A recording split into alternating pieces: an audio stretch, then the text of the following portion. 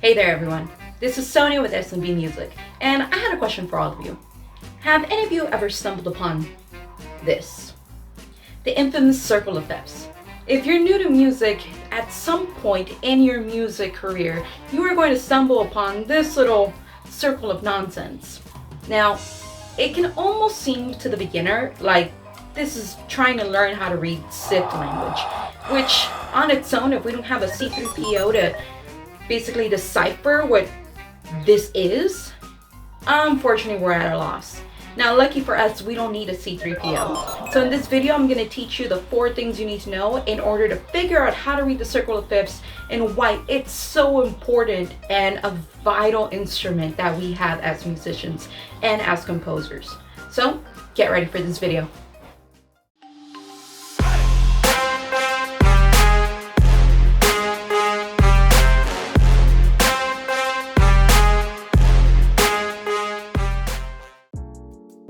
Alrighty, welcome back everyone. This is Sonia with S&B Music here, and today we are going to be constructing the circle of fifths in order to understand what it's for and how we can use it to build relations between the 12 notes in music.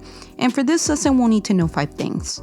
The first one being the musical alphabet. If you don't know this one yet, then it's very important that you know the musical alphabet. Number 2, we are going to be learning about the order of accidentals, meaning the order of sharps and the order of flats. The third thing we are going to need to know for this lesson is the accidentals for each major key. This is going to be extremely important for us to be able to build relationships in our circle of fifths. The fourth thing we will need to know is how to find relative minors. And this goes again with knowing our accidentals for each major key. And then lastly, you're going to need to know how to count from 1 to 6 because we won't be counting from 1 to 5 and then 1 to 6. All right, so let's get started. So our musical alphabet. That is our very first thing we are going to cover. And it's very important as the musical alphabet helps us read music. It helps us know what key we are playing.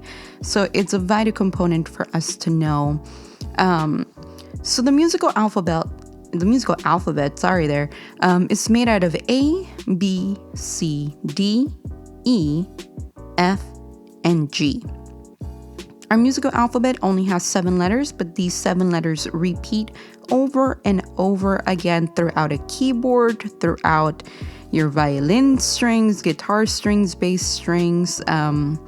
They just repeat over and over again.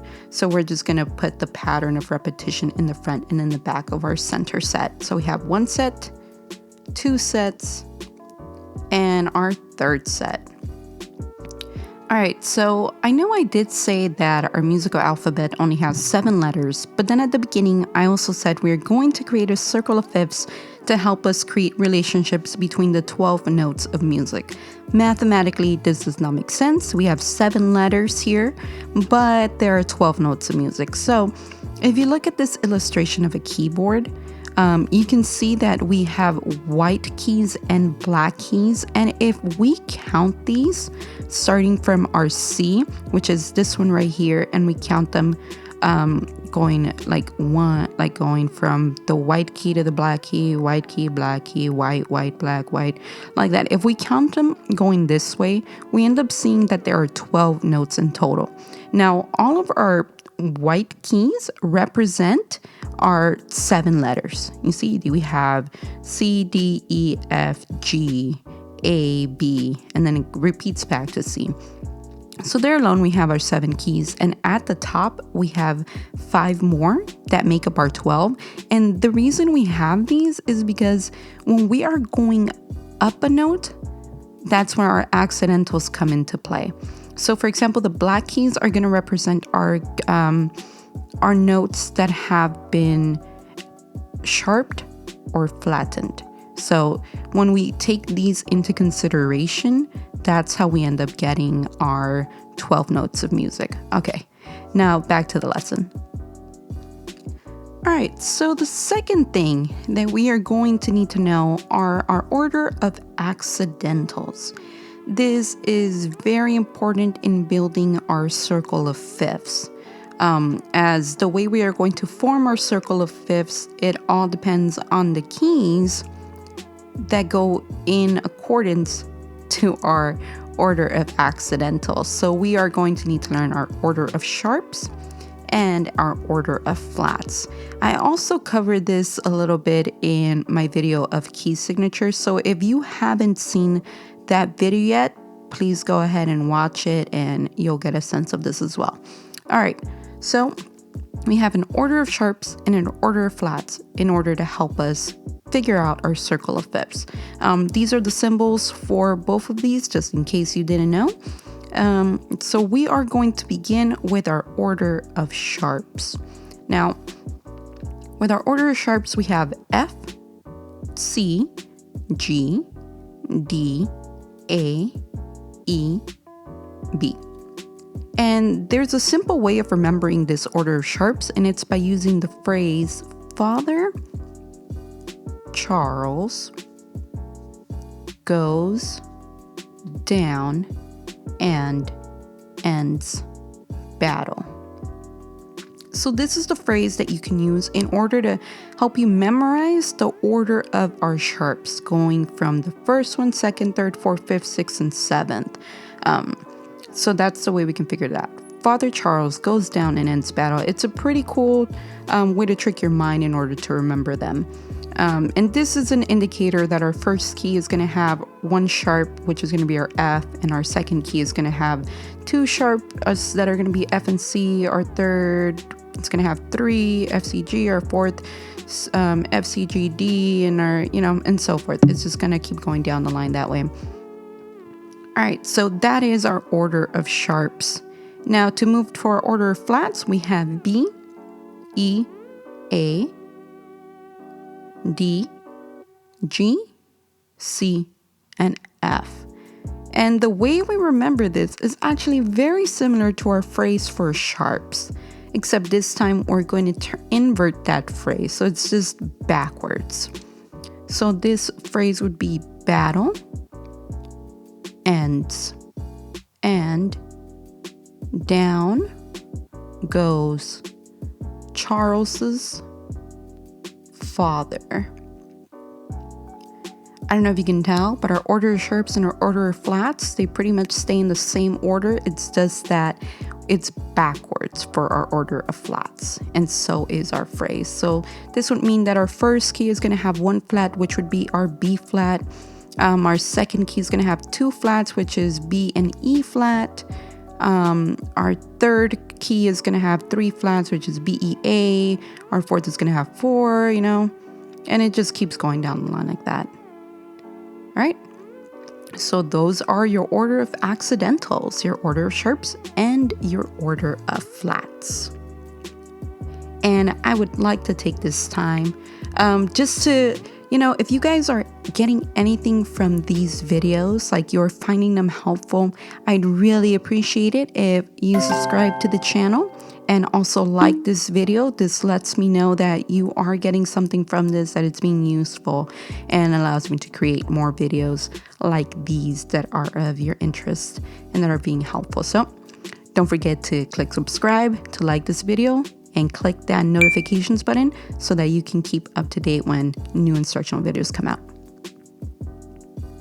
All right, so the third thing for this second part of our lesson on the circle of fifths, we are going to finally be constructing our circle of fifths, and we are going to be learning the accidentals for each major key that will enable us to do our fourth thing in our lesson today, which is how to find our relative minors.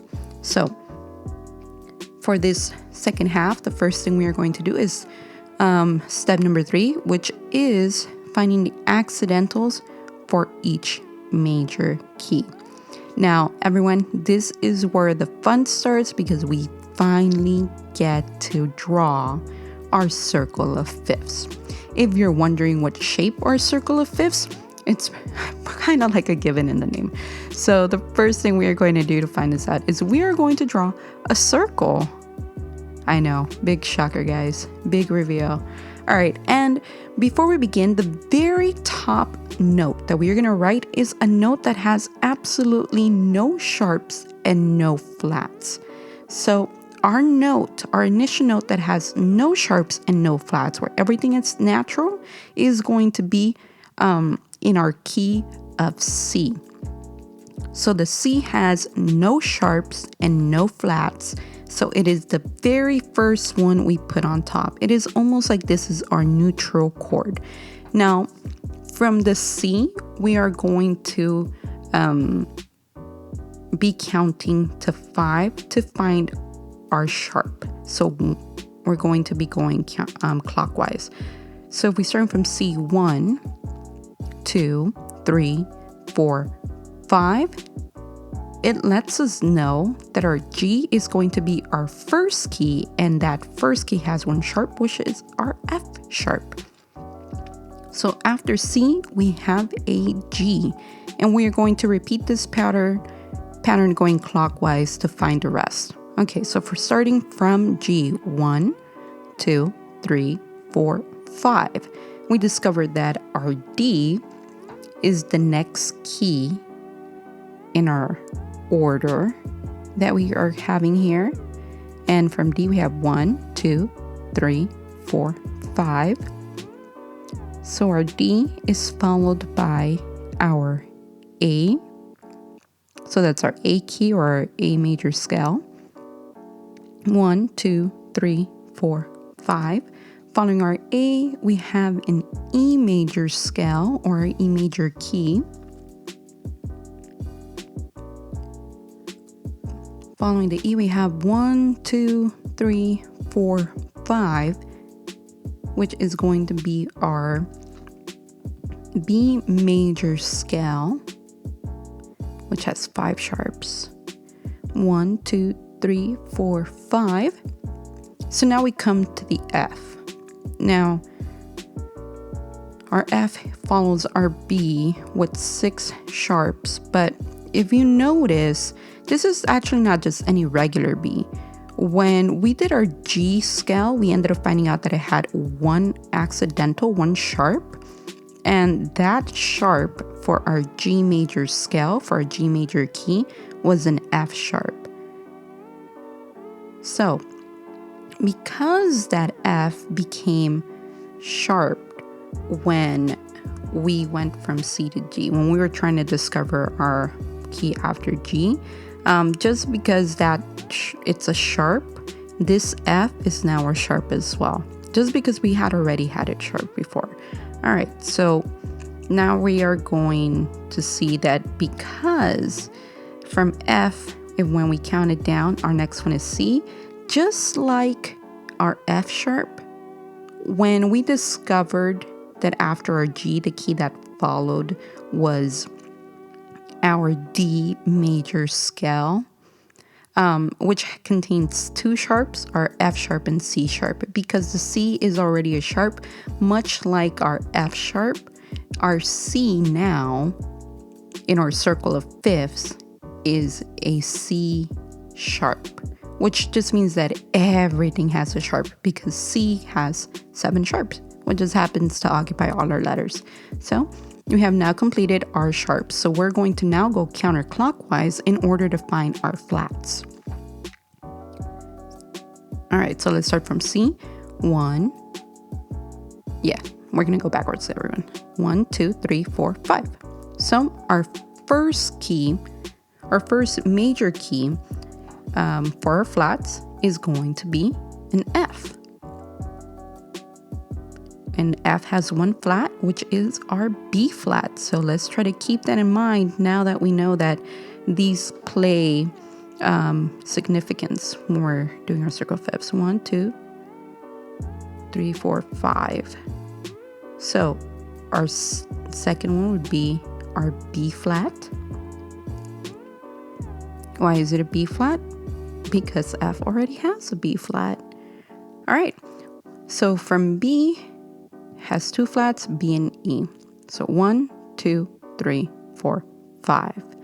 And because the E is already flat from our previous key, this is an E flat major. And our E flat major has 3 flats in it. Okay, so let's see, it has B, E, A. 1, 2, 3, 4, 5. So now we're A, and our A is already flat. I don't know if you're starting to notice a pattern here as we're doing this, but our next one is A flat, okay? And A flat has 4 flats, B, E, A, and D flat. So I don't know if you can guess which one's going to be next. 1, 2, 3, 4, 5. So our following major key is going to be D flat. And our D flat contains 5 flats. And our 5 flats would be B, E, A, D, G. So if you've caught on to the pattern, and see if you can figure out 1, 2, 3, 4, 5. So our next one is G flat. And our G flat contains 6 flats,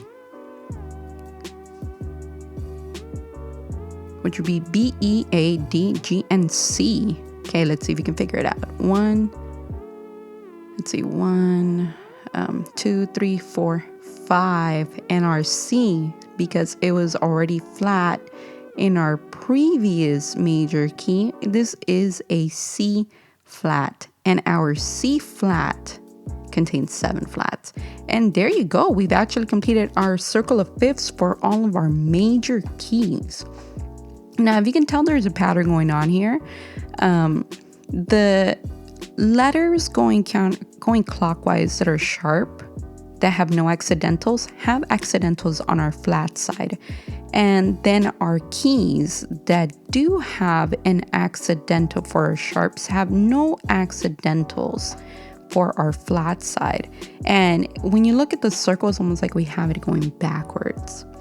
But yeah, that's like a nifty little trick that you can tell. But you see G, D, A, E, B, they have, now we have F sharp, C sharp,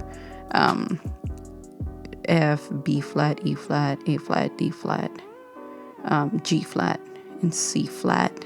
Those are cool little patterns that happen that also kind of are very helpful in helping us remember how to recreate the circle of fifths. All right, so our fourth and final step is how to find the relative minors. Now, just a quick hint, it is very important to remember our order of sharps and to remember what sharps correspond to which major keys, because these will stay the same for our relative minors. So the way we're going to do it, we are going to write our minor keys inside of the circle as opposed to the outside. So what we're going to do, we're actually going to write our musical alphabet here, just so we don't have to keep grabbing the paper, bringing it forward, taking it out, and doing all this stuff. This is going to be a lot easier now. All right, so we have our first set, creating our second set, and our third set: G, F, E, D, C, and B. All right, this should be good enough. All right, so starting from C, we're going to count down to 6 in order to find our relative minor. 1, 2, 3, 4, 5, 6.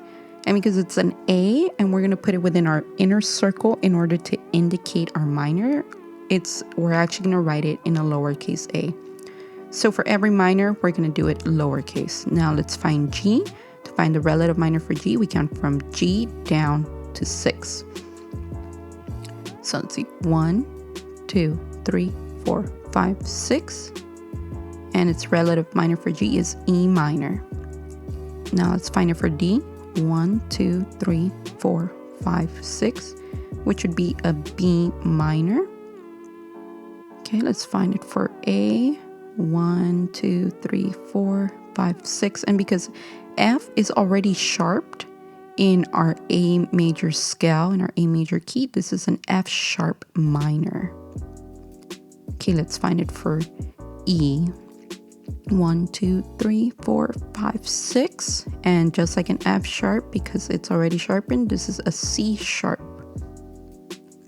Let's find it for B. 1, 2, 3, 4, 5, 6. This is a G sharp.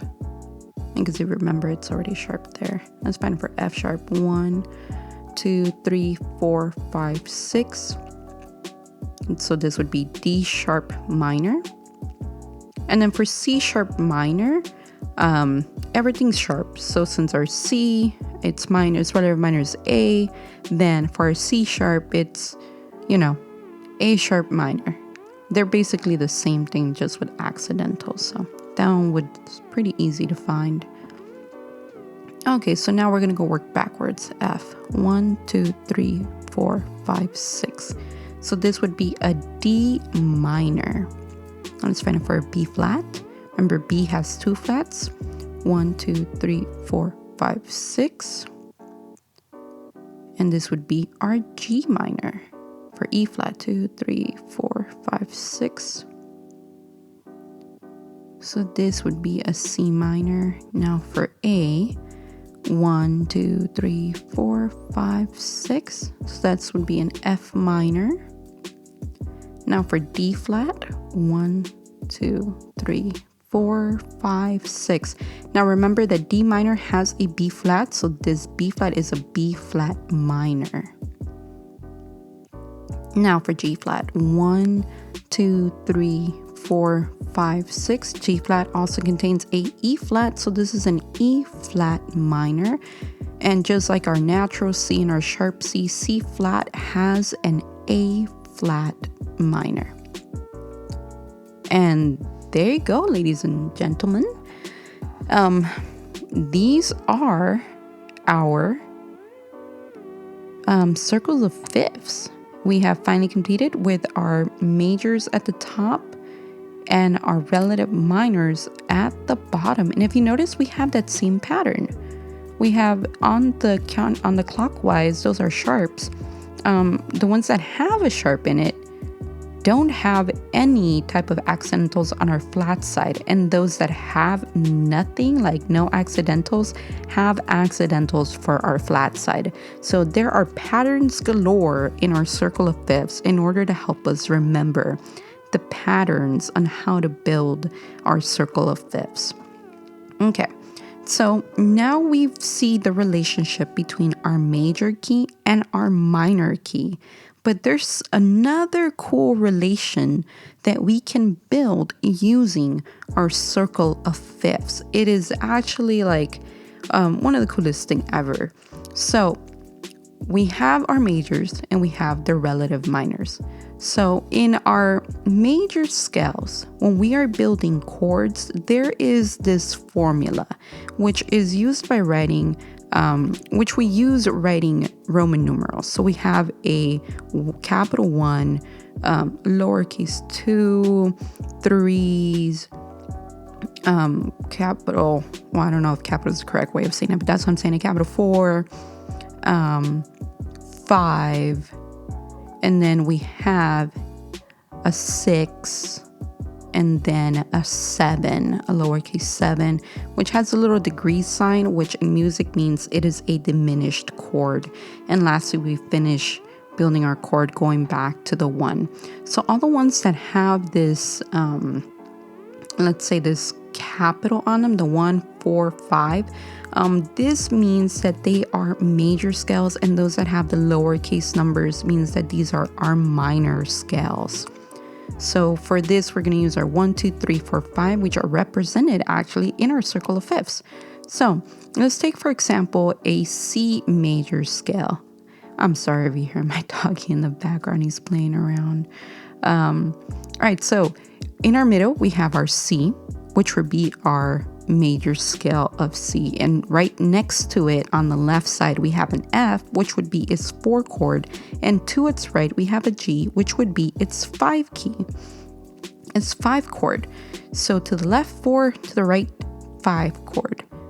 And all of these are in the major side. And if you can see down at the bottom, we also have those are the ones that are the capitals that are representative of our major. So if we go in order, we have C, D, E, F, G, and A. So C being our 1, it's a major scale, which would be correct. Following would be our 2 chord, which is a minor scale, and which it is. It's a D minor. E minor is our 3rd. Our 4th chord is a major scale. Our 5 chord is a major scale as well. And last but not least, our A minor, which is our 6th chord, which is a minor chord. So, I mean, the formula works, and it works for anything that you compare together in the same fashion. So if we were to take, for example, if we do D flat major, if we get this, we'll see that it's, if we take the D flat as our 1, we have D, E, F, G, G flat major, A flat major, last but not least, B flat major, and they continue to follow that same formula that we have with a 1, 4, 5 being major and 2, 3, 6 being minor chords. And this pattern is actually going to work for any major scale when you group them together in the circle of fifths. So that's a cool little trick, because as composers, now we have something to work with. We know how to build chords around whatever major key we choose, which is something pretty neat from that we have in our circle of fifths. So there you go, everyone. This was our circle of fifths. And if you want more information on this and get more details about how to build it, please check out my blog. There's going to be a link at the bottom, and see you next time. But before you go, don't forget to subscribe to the channel, like the button, click that notification to stay up to date. All right, everyone. See you in the next lesson.